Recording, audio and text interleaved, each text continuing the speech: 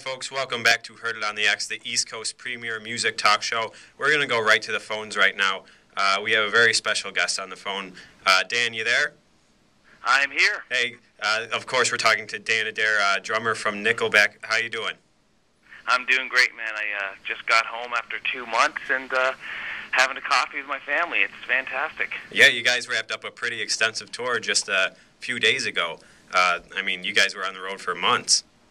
Yeah, we've been on the road for about 2 years on this album, and that's broken up into chunks, but this last 2 months has been a little bit of a grind, so we ended it right in Vegas, and I'm still hungover after that show. Yeah, we saw you guys in Buffalo just a couple months ago. It was in that last 2-month leg of that tour. Of course, the album you're talking about is that Dark Horse album, which was produced actually by Mutt Lange. How was that, working on that album there? It was definitely a change of pace, Up until that point, it's usually been mostly Chad and ourselves in the driver's seat as far as production is concerned. But Chad's always been a big fan of Mutt's work, and after you do that many albums, you just want to try something different. So it was a nice change, and I think the fans noticed there was a change in the songs a bit. And we did that. We tried it. It was really cool. And I think on the next one, we're going to go back to our old way of doing things. Yeah, you guys, you're going to start working on a new album that's going to be hopefully coming out in 2011. You were saying you guys sort of want to go back to the sound of sort of what you had with All the Right Reasons. I think so, yeah. Chad's been really writing a lot in the past couple of weeks, which is cool. Usually he's pretty busy on the road, but he's been taking time he's got a little jam amp that he's playing riffs into, and he calls us in every day. He's like, check this out. And it's really some heavier riff-based stuff, which we're all pretty excited about, because that's really our roots, right?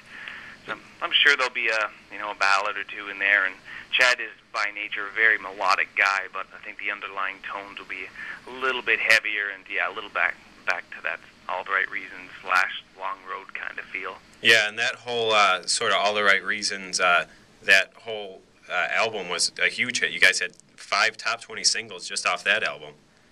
Yeah, what a crazy, it's like it was a perfect storm. It just kept going and going, and I think there's something really magical about that album. I like to say it was because I was new in the band. That's what I tell everyone. I don't know if that's why it is. Yeah, 2005, you actually got a call from Nickleback. You were with Three Doors Down at the time. How did that all work out where you got a call from Nickleback? They wanted to sort of audition you. It's funny.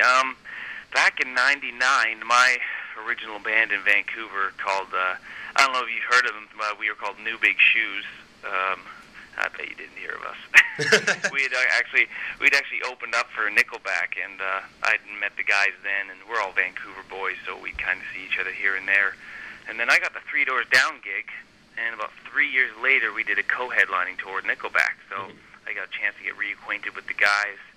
And every night I did my drum solo, I noticed Chad always standing at the side of the stage, so I think he became a fan of my drumming, and then I think it was Christmas 2004, he's saying they were thinking of making a change and gave me a call to do the audition. And my audition was actually recording the song Far Away on the All the Right Reasons album.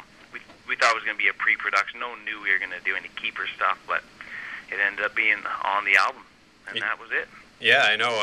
It just sort of all, like you said, everything sort of came together at the right time, and what a break. And even you talk about that being a magical album. The Dark Horse album, that put out 8 singles. That's just another great sort of magical album that came together. Yeah, what's going on with us? It's got to end sometime, right?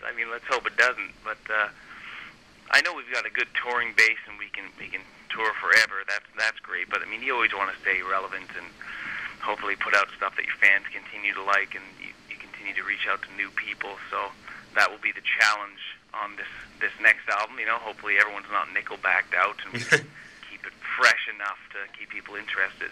I'm surprised you guys are Nickelbacked out with the extensive tour that you guys just came off of. You said 2 years, and we just saw you in Buffalo, and this isn't a little girl's tour. You guys got pyrotechnics. There's fan interaction. This thing, you guys really go to work every single night with this tour. Yeah, it was. Well, we are. I think at the end of this, we were joking around calling it the Dead Horse Tour because we were just about done on it. You know, we've been to Australia and we've been to Europe. I think 2 or 3 times on this album, and I think 3 times in some of those cities on this run. And I mean, it's cool that you can go back to the same places and people want to see the same album again. I mean, that's some fan loyalty there, but it is time to take a little bit of a break. And, you know, I'm sure within 3-4 months we'll all be getting a little, twiddling our thumbs and get a little antsy to get back out there or in the studio or whatever.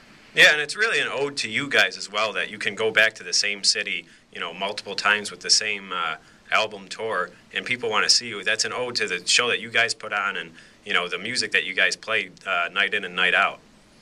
Yeah, I think so. You know, we were joking about it with our manager that we could probably stop touring and just move to Detroit and play there every weekend because we played, I think, 4 times in this album we played, and it was sold out within 48 hours, something like that. So Rock City, like Indianapolis, like those big rock cities, definitely love us. And, yeah, hopefully, you know, we haven't crapped the bed yet on the show, so hopefully we'll...